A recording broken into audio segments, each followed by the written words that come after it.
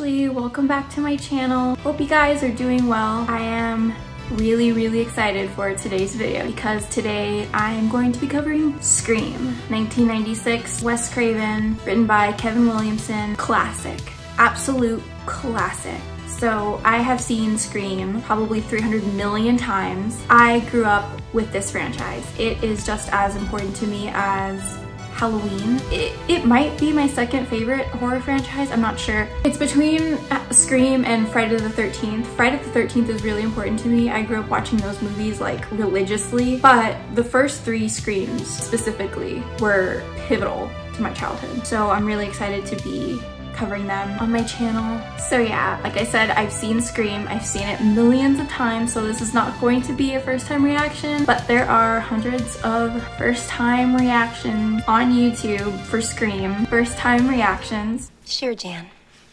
I'm just kidding, I'm just kidding. Anyway, I just want this video to be a fun, laid-back video, watching an all-time classic and having fun with it, quoting it. I know if you're here, you probably have seen Scream and love Scream, so I'm right here with you. I absolutely adore this film. Let's not waste any more time. Let's get into Scream.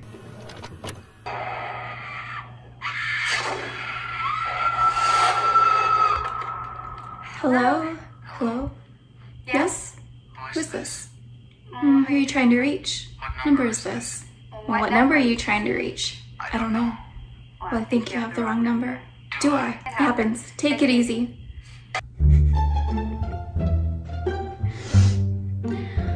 Oh my god, you guys are gonna hate me by the end of this video. Hello? I'm sorry, I guess I dialed the wrong number. Well, so why'd you dial it again? To apologize. So creepy. It's so creepy. I want to talk to you for a second. They've got 900 numbers for that. See ya. I feel like that situation wouldn't really work today because I know that every time an unknown number calls my cell phone, I never answer it. I never answer it. Why would I answer it? Hello?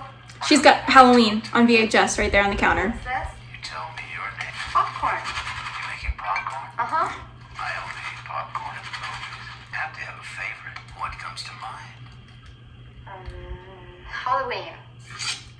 Okay, I am Casey Becker. I mean, I feel like out of all the characters, I'm most like Randy. I mean, we're all most like Randy, let's be honest here. But if I had to realistically say what character I would probably be from this film, it's Casey Becker, because there's no way that I'm surviving. Like, I'm definitely not Sydney. I'm not a final girl. Like this, unfortunately, this would be me. But yeah, I'm totally Casey Becker. Like, she's home alone at night making popcorn and she's got Halloween on VHS. Like, hello, she's me. Knives for fingers. Yeah, Freddy Krueger. Freddy, that's right. I like that movie. It was scary. Wow. The first one was, but the rest suck. Not true, but cheeky Wes Craven. You never told me your name. Why do you want to know my name? I want to know who I'm looking at. What did you say? It's perfect. It is perfect. Because clearly Scream, it pays homage to lots of classic horror films that came before it. And I feel like this specifically is like calling back to films like When a Stranger Calls or Black Christmas, you know, films that have stalkers via the phone. Listen, asshole! You listen, little bitch. You hang up on me again, I'll cut you like a fish, understand? I really do think Scream has the best opening sequence in a horror film. If somebody were to ask me what is your favorite opening sequence in a horror film, my mind immediately goes to Scream. It goes to Casey Becker. But if you guys have never seen the original When a Stranger Calls from the 70s starring Carol Kane, I'm sure you have if you're a horror fan. The first like 15-20 minutes of that film, it is so scary. Like, if you haven't seen that film, you probably have, like I said. And I'm talking about the original. I'm not talking about the remake from the 2000s, even though that one was fine. I'm talking about the one from the 70s. That whole first sequence of that film with the babysitter and, you know, have you checked the children? It is horrifying. Like, it gives me chills to this day when I watch that scene. The rest of the movie is pretty good too. It does take a turn. It doesn't solely focus on the babysitter, but I encourage you to look up that scene, the first like 15 or so minutes. I don't know how long it is specifically, but the first 15 or so minutes of When a Stranger Calls. If you haven't seen it, I want you to watch it at night with the lights completely off, no lights, just in a dark room and loud, and thank me later. I am 2 seconds away from calling the police. They'd never make it in time. What do you want? To See what your insides look like.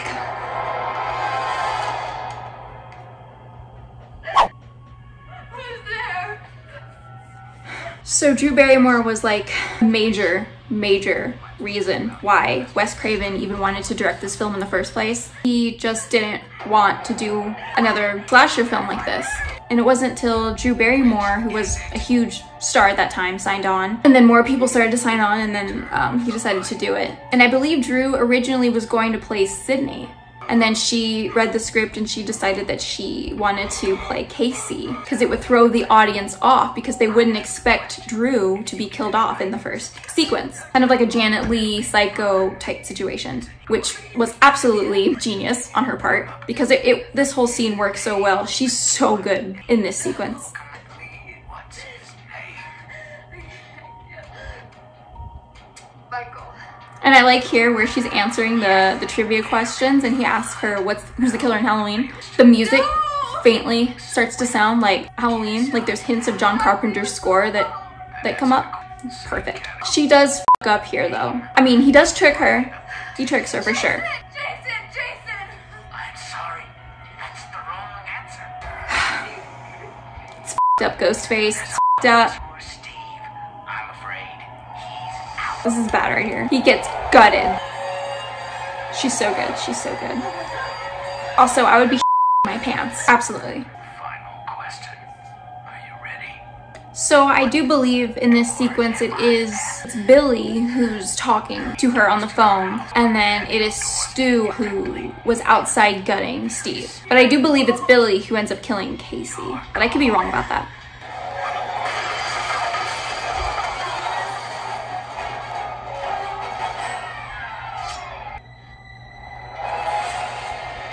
Absolutely not. I would have run so fast out of my house if I saw that.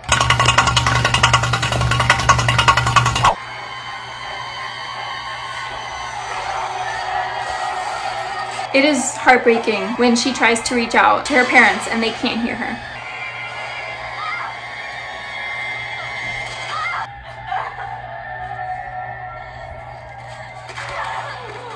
Okay, I do want to talk about this right here. There's something that this, specifically Scream 1, but also Scream 2, there's something that these movies do during the kill scenes that keeps it very realistic and very dark.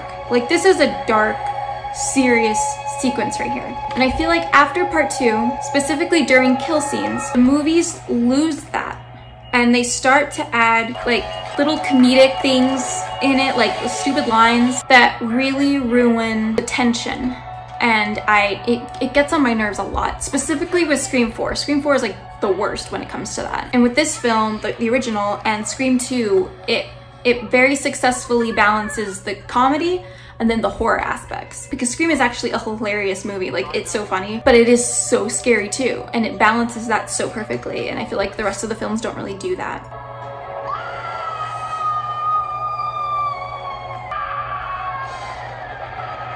Jesus. Chills, like, it gives me the chills. It was such a perfect opening sequence. I bet the audiences in '96 were like in their pants.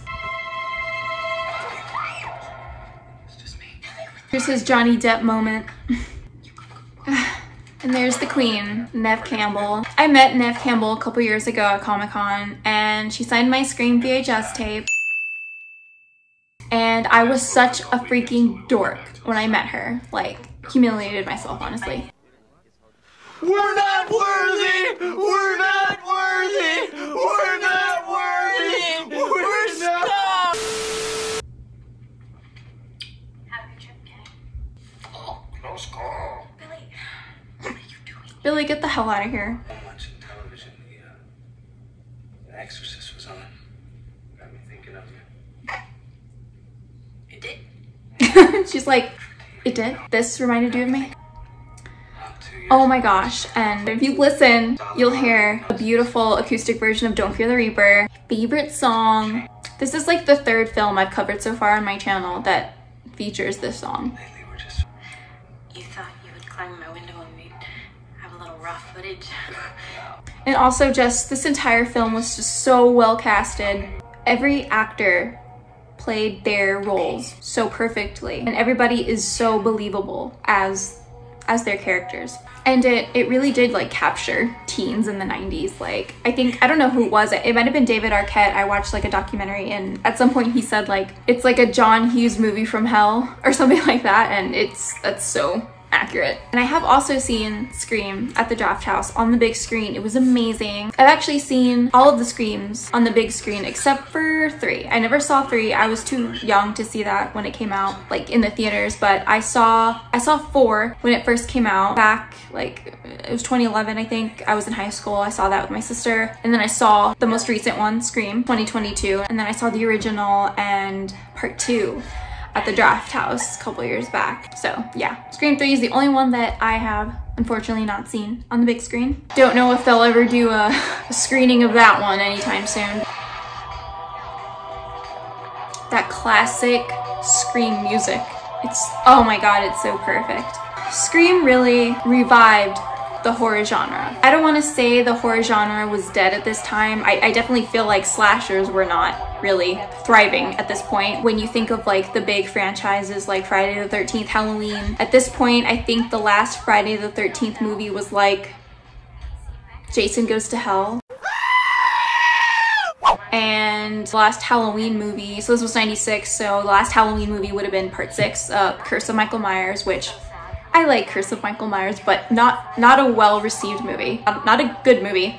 So I can definitely see why like people were passing up on it. They're like, no, like horror movies are dead. God bless Wes Craven and Kevin Williamson and everyone who was involved in this film, because everybody did such an amazing job. And Scream really changed, it changed everything. It really did, because after this movie we got so many fun horror classics like Love 'Em or Not, I Know What You Did Last Summer, The Faculty, Disturbing Behavior, Urban Legend, I mean the list goes on and on. There's no way a girl could have killed him. That is so sexist. The killer could easily be female. Basic Instinct. And Casey and Steve were Completely hollowed out. The fact is, it takes a man. Stu was with me last night, okay? Yeah, it was. Was that before or after he Sliced and diced. Fuck you, Nutcase. Where were you last night? working? Thank you. Oh, at the video store? I thought they fired your sorry ass. Twice. Yeah, I'm Randy. I didn't kill anybody. I'm Randy. I didn't kill anybody. Nobody said you did. Thanks, buddy. Besides, it takes a man to do something like that. That little like look that they gave each other there. Okay. Better live her alone. Never alone. Ow, liver. It was a joke. Matthew Lillard is one person who I would love to meet. I haven't had an opportunity to meet him. I know a lot of people have, and they say that he's just like the sweetest guy. Definitely like the first on my list. I want to meet him so bad. Everything is like deja vu all over again. I'll be there by 7. I want to know what like everybody does for a living in this town, because like everybody is loaded. Look at this view that Sydney has. Like, are you kidding me?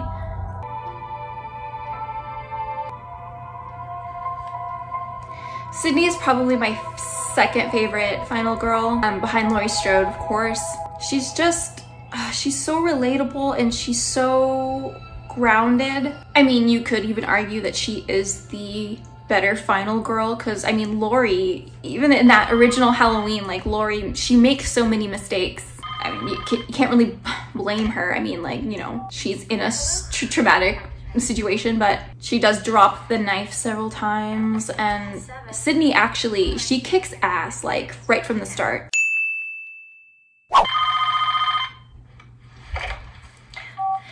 Tatum, just get in the car. Hello, Sydney.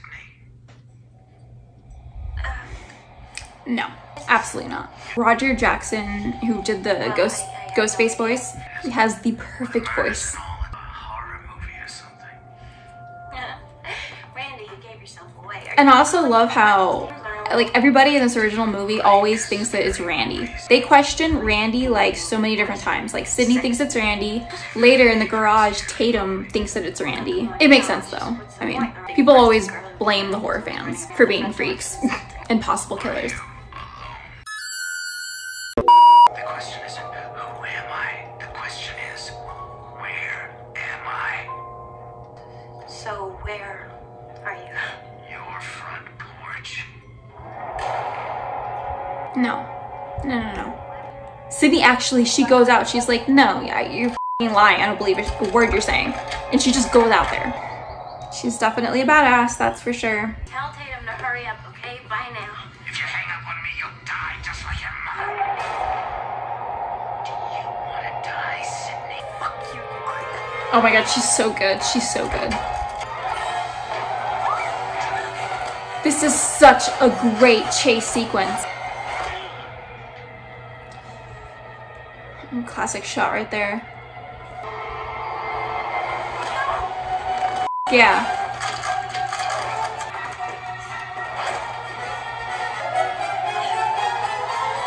I feel like, okay, so that's Stu. I feel like Stu could have like broken down those doors right there, but maybe not.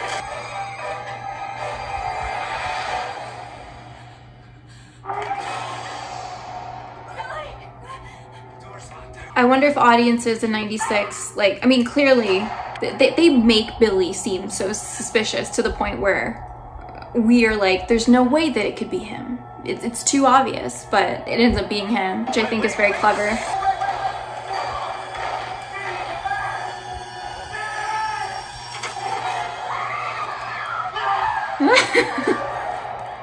I love David Arquette. I love him so much. The fact that David Arquette originally read for the role of Billy blows my mind. Like, I can't even imagine that. Because apparently David Arquette said to Wes, like, hey, I think I'd much rather play Dewey. So I think Dewey was originally in the script supposed to be kind of like a bigger guy, like a hunkier guy. And Wes Craven was like, Dewey? Why do you want to read for Dewey? But oh my gosh, I just could not imagine anybody else playing Dewey. Like, he's just, oh my gosh, such a lovable character. Kenny? Yeah? I know that you're about 50 pounds overweight, but when I say hurry, please interpret that as move your fat tub of lard ass now! She is something else. Courtney Cox as Gail, also just so iconic. What were you doing over at Sydney's house tonight? I wanted to see her, that's all. I was watching TV, I got bored, I decided to go for a ride. Did you happen to ride by Casey Becker's house? No. No, I didn't. Sheriff, I didn't kill anybody. Billy's own dad is like,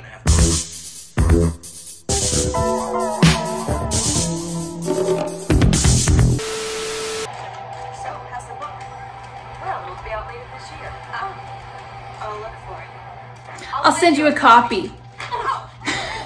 Send you a copy.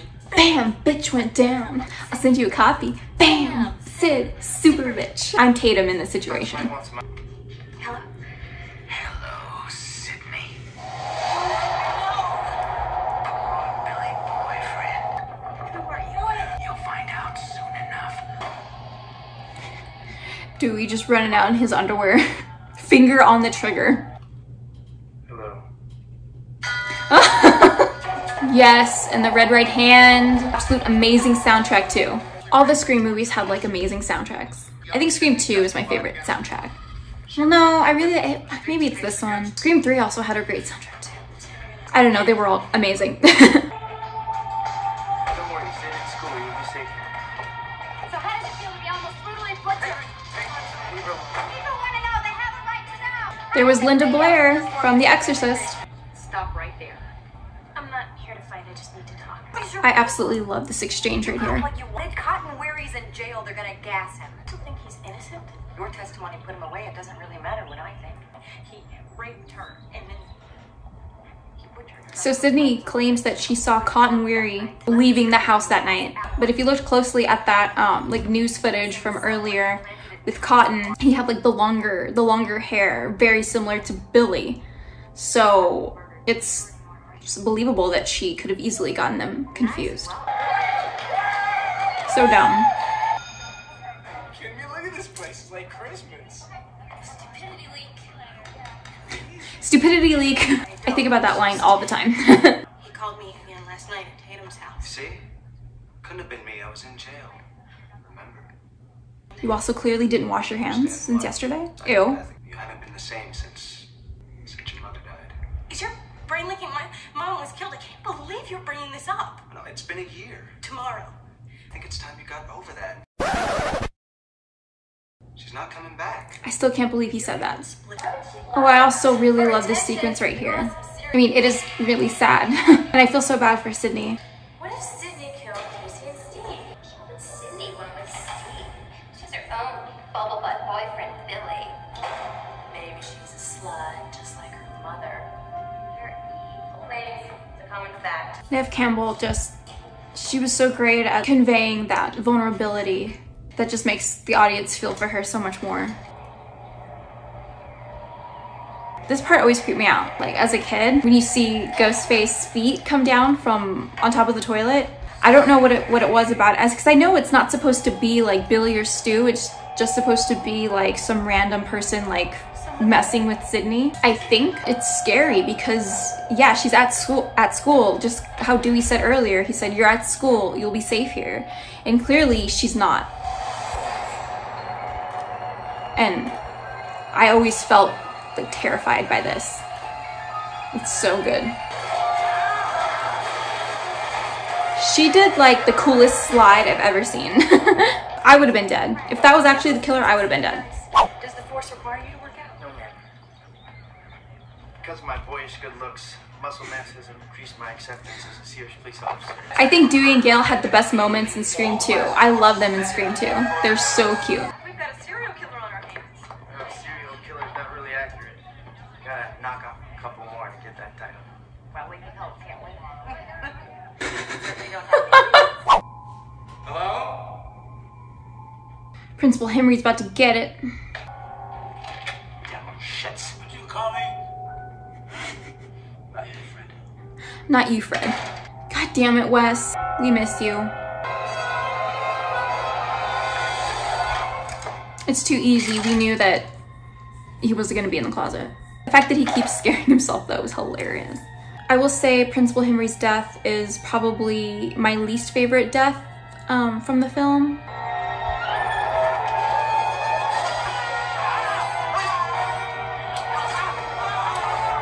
It's a little too over the top, I think. That is a very cool shot, though. And perfect cut.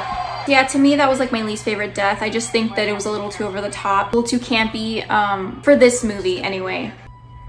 You know, if I was wrong about Cotton Weary, then the killer's still out there. Doug Gutter said, you're starting to sound like some Wes Carpenter flick or something. Don't freak Wes yourself out. Carpenter. Long night. I never liked that. I never liked Ghostface in the bushes. It just felt very random. Oh my god, but I love this whole sequence. I love this whole video store sequence so much. What's that werewolf movie with E.T.'s mom in it? The Howling, horror, straight ahead. Okay. God damn it, I miss video stores. I miss them so much.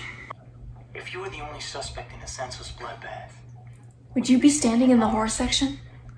He's got killer written all over his forehead. because obviously they don't watch enough movies. This is standard horror movie stuff. Prom Night Revisited. Why would he want to kill his own girlfriend? There's Always some stupid bullshit reason to kill your girlfriend. That's the beauty of it all. Simplicity. Now that Billy tried to mutilate her, do you think Sid would go out with her? This is great.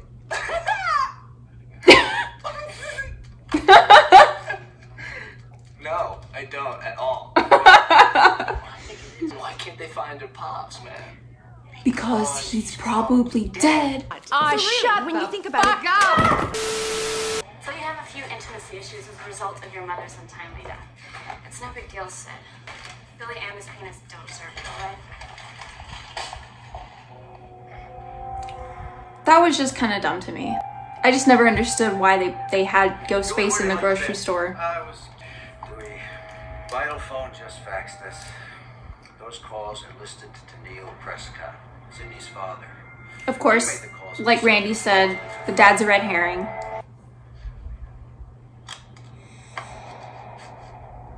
And so is the sheriff here.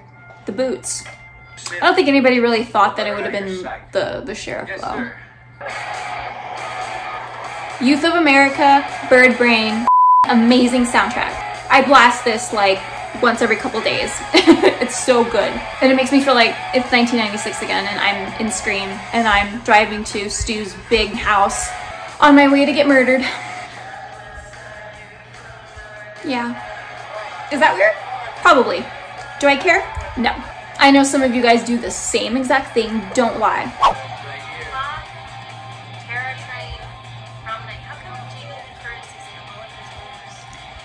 She's the Scream Queen.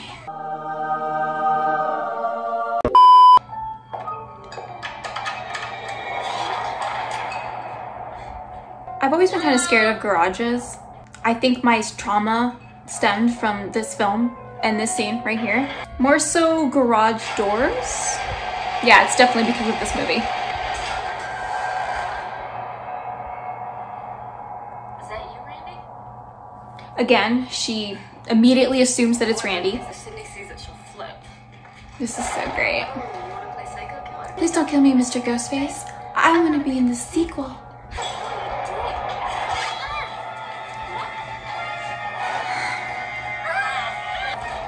She does put up a fight though. I mean, she does more than I probably could ever do. I would have just accepted it right there from the beginning.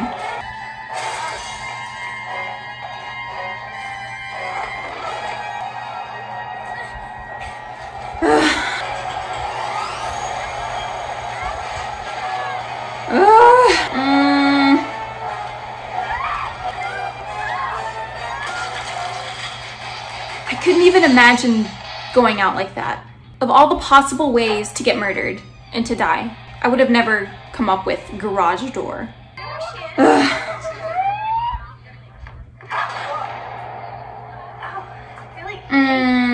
So that look he just gave Stu, that look to me was always just like, yeah, she's dead. Tatum's dead. It's done. And of course, after watching back the film, after knowing who the killers are, you do notice those little looks, those little exchanges, and they're absolutely genius. Here comes. This is me. I'm Randy in this situation showing my friends Halloween for the first time. When do we see you, Jay? Brad. Not until Trading Places in 83. She never showed her tits until she went legits. Don't you know the rules? Oh, Lord. Here we go. Jesus Christ, you don't know the rules? You can never have sex. Big no-no! Never, ever, ever, under any circumstances say, I'll be right back. Because you won't be back. I'm getting another beer. You want one? Yeah, sure. I'll be right back. See, this is why Scream was so successful. Moments like this, the film is, it's scary when it needs to be and it's funny when it needs to be. And the humor is genius. It breaks up the moments of tension so well, but it doesn't ruin the tension. And it manages to remain charming throughout the entire film, like during the moments of comedy or during the moments of horror. It is a very consistent, cohesive movie. The Scream movies are actually, they're a bit on the longer side. They are closer to 2 hours for the most part. But it doesn't feel like it. They don't feel long at all. And I think, you know, pacing has a lot to do with it. It has great pacing. It's just overall a solid film. They found Principal Henry dead. He was gutted and hung from the goalpost on the football field. Let's go over there before they burn him down. Hey. Yeah, I'm definitely Randy. Where are you going? We're watching Halloween. You can't leave. You don't still think it was me, do you? Absolutely. What do I have to do to prove to you that I'm not a killer? Huh? Oh my God. I bet the audiences in '96 were like, what? This is an epic chase scene. One of many. You can actually hear Matthew Lillard.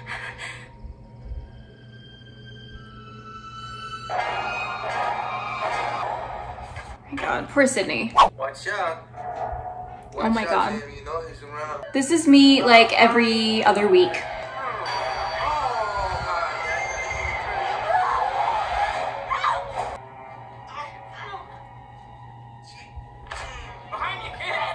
The 30-second delay was a genius touch. 30-second delay. They utilized it so well. Right here.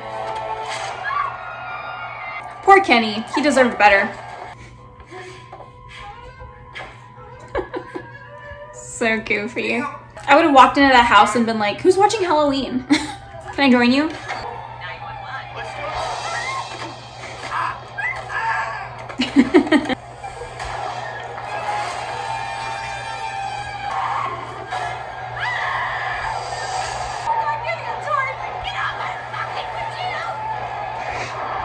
She's a mess.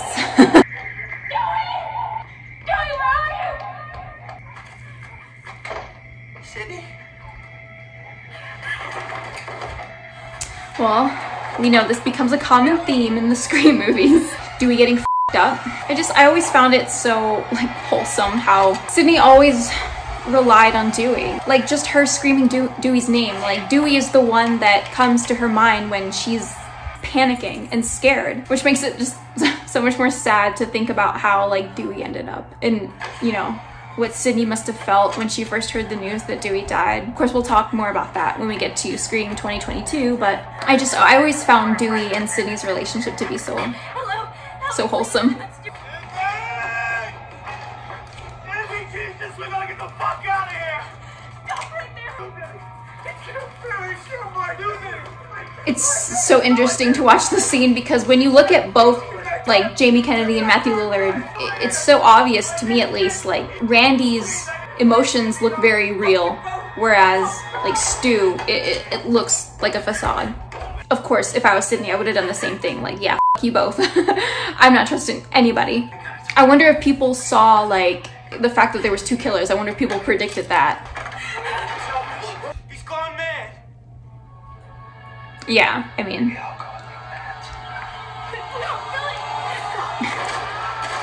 God damn it, poor Randy. And Matthew Lillard, I mean, I admit, I have a massive crush on Matthew Lillard. I mean, have you seen him in Serial Mom?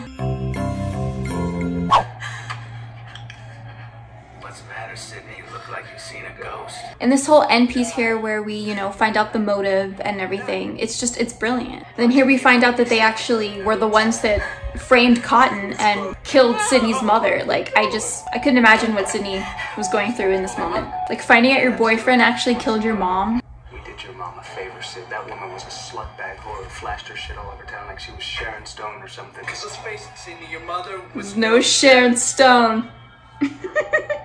Ah, I love him. Your slut mother was fucking my father, and she's the reason my mom moved out and abandoned me. How's that for a motive? And even Stu looks like that was news to him in that moment. Like, he wasn't aware of that. But even then, how is that Sydney's fault? How is that even Maureen Prescott's fault? If anything, his father, Billy's father, is just as responsible. But Maureen is like, she is slut-shamed throughout these films. It always comes back to her, like, you know, getting around, and, you know, when we get to Scream 3, we find out that she tried to make it in Hollywood, and there was, like, weird stuff going on there. If anything, I feel terrible for Maureen. She did not deserve what she got, that's for sure.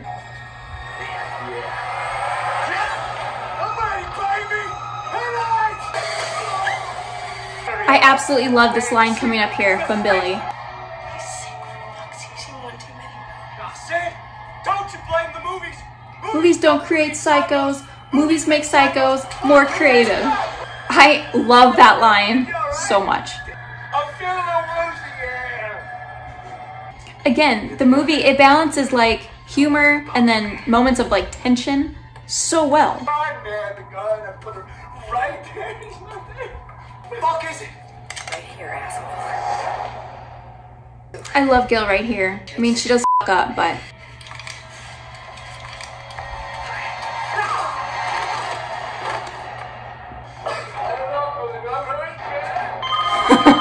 Billy and Stu, their characters, they're perfect. They're a perfect match made in hell. Because they're both cuckoo crazy. Billy is like more serious, whereas Stu is like more silly. Their relationship is so entertaining. I think I'm dying here, man. The police are on their way. What are you gonna tell them? Peer pressure. I'm far too sensitive. I'll rip you off your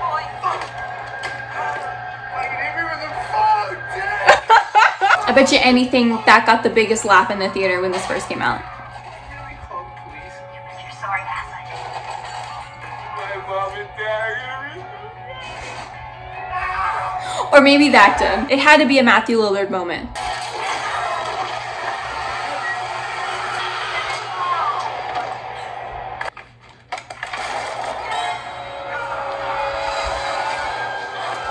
I know a lot of people are against the idea or the possibility of Matthew Lillard coming back to play Stu.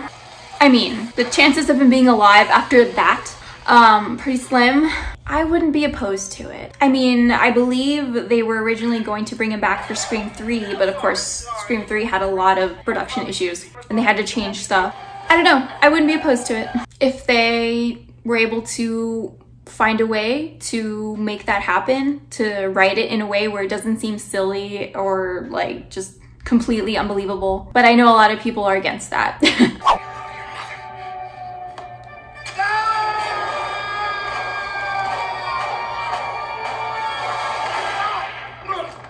Gail saved Sydney's life there. Like, if Gail hadn't have woken up and shot Billy, Sydney probably would have been dead. I mean, maybe she could have found a way to get out of that, but Gail saved her in that moment. Guess I remember the safety that time, you bastard. Careful. This is the moment when the supposedly dead killer comes back to life for one last scare. Not in my movie. Probably one of my favorite Sydney quotes. Poor Neil Prescott. God damn it, he's been locked up, tied up for the entirety of the film. And of course, Dewey makes it out alive. I love that he was originally supposed to die, I believe, but they just couldn't kill him off. So they shot that scene of him coming out on the stretcher being alive, and I guess debated whether or not they were gonna use it, and then of course they had to use it. They had to keep Dewey alive. God, I love this movie. Show's over.